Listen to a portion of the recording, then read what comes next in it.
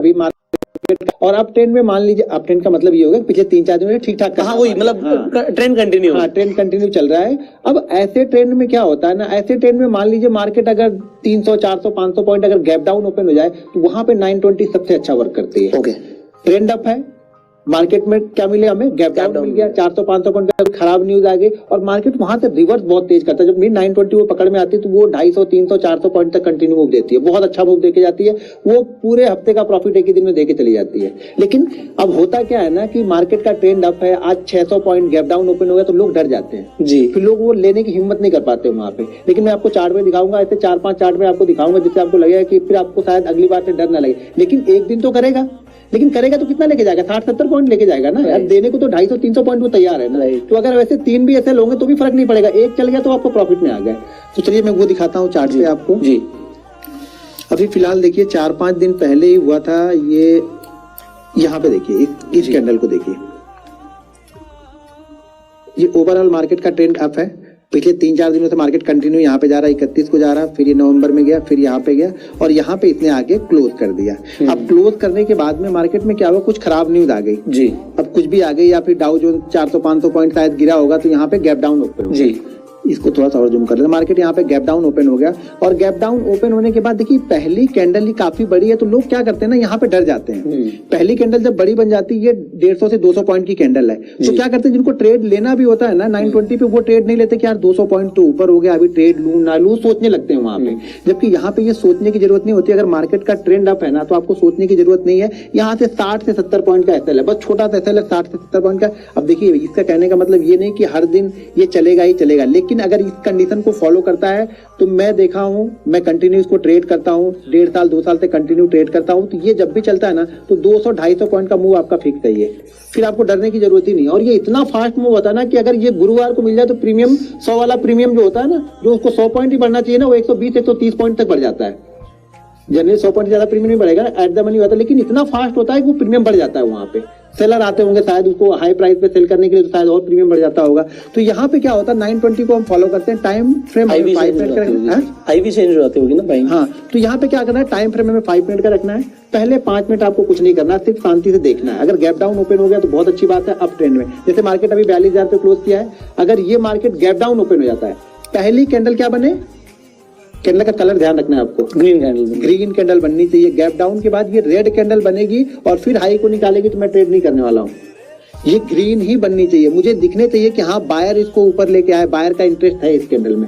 जैसे मार्केट नीचे ओपन हो गया, यहाँ पे कैंडल बनी और 920 यहाँ पे अप्लाई हुए, जैसे जो भी 920 का हाई है वो हम यहाँ पे हाई को हम बाइंग करते हैं। 70 से अगर हाई ब्रेक होने के बाद मैं हाई ब्रेक होने के बाद ही बाइंग, तो 920 की कैंडल पूरी बन गई, वो तो पूरी बन गई। ये सेकंड कैंडल थी हमारी 920 हाँ, ये पूरी बन गई। जैसी तीसरी कैंडल नहीं, 915 से 920 पहली कैंडल हो गई ना, मार्केट में ओपन हुआ 915 to 920 बंद हो गई, पहली कैंडल बन गई हमारी। तो ये पहली कैंडल के बाद ही आप पहली कैंडल के बाद। अच्छा, मतलब मेरे को लगा दूसरी कैंडल जो 920 पे बनी उसके बाद। नहीं, पहली फर्स्ट कैंडल के बाद ही ट्रेड तो 920 पे कंप्लीट हो गई है, फर्स्ट कैंडल कंप्लीट, तो मेरी एंट्री नेक्स्ट कैंडल में हो गई। हाँ 920 जैसे उसका हाई ब्रेक हुआ, हाई ब्रेक होगा, सोचना नहीं वहां पे, तो क्या सोच विचार आप करोगे ना तब तो 50 पॉइंट ऊपर निकल जाएगा। तो सोचना नहीं, आपको पहले से डिसाइड करके बैठना है भाई मुझे ट्रेड मार देना, ये हमारा हाई लग गया, जैसे हमारा हाई क्रॉस होगा मैं ट्रेड मार दूंगा। और यहाँ से आपको देखिए जब कैंडल थोड़ी सी बड़ी बनती है ना तो ऐसा हम क्या करते हैं 100 पॉइंट का ले लेते हैं। अगर ये कैंडल 100 पॉइंट से नीचे की बनी है तो ऐसा आप 70 से 80 पॉइंट ले लो, बस ये चीजें ध्यान रखो, क्योंकि यहाँ पे वॉलेटिलिटी थोड़ी सी ज्यादा होगी। अगर कैंडल बड़ी बन गई है तो एसएल आपका 100 पॉइंट का रहेगा। अगर ये कैंडल 100 से 150 पॉइंट के बीच की है तब आपका एसएल जो रहेगा नहीं, बड़ी ही तो बनी है सर कैंडल, तो 100 पॉइंट का मतलब बड़ी का मतलब ये हो गया कि 250 पॉइंट की हो गई, पॉइंट वाइज बड़ी। पहली कैंडल 250 पॉइंट की होगी, हाँ, तो एसएल आपको 100 पॉइंट का लेना पड़ेगा। पहली कैंडल अगर मान लीजिए 150 पॉइंट की है, 100 पॉइंट की है, तो एसएल आपका 70 से 80 पॉइंट में हमारा काम चल जाता है। उसको वो ब्रेक नहीं करता है। तो जैसे इसको ब्रेक करेगा मैं वैसे ही ट्रेड लूंगा यहाँ पे, और इसको हम मोमेंटम के साथ ही लेके जाएंगे। अब इसको यहाँ पे नहीं निकलूंगा मैं, लोग क्या सोचते हैं कि यहाँ पे निकलूंगा, यहाँ पे नहीं निकलूंगा। जैसे मोमेंटम ये भी आपको सोचना, हम कहाँ से रहे हैं 880 से पहुंच कहाँ पे गए हम, यहाँ पे 4280 पे 400 पॉइंट का मूवमेंट। तो 400 पॉइंट के भाई थोड़ा तो कूल तो होगा ना। अगर 400 पॉइंट के बाद 100 पॉइंट भी गिरा तो भी प्रीमियम तो डाउन होगा ना। तो आपको ये यहाँ पे ध्यान रखना पड़ेगा। 920 के बाद में जैसे 920 वाली जो कैंडल ये बन रही है, ये 915 की है, ये 920 की है, जैसे हाई को ब्रेक करेगा वैसे हम ट्रेड लेंगे। और बिल्कुल एग्जिट वाला बटन दबा के रखना आपको, क्योंकि ये मूवमेंट बहुत फास्ट होता है।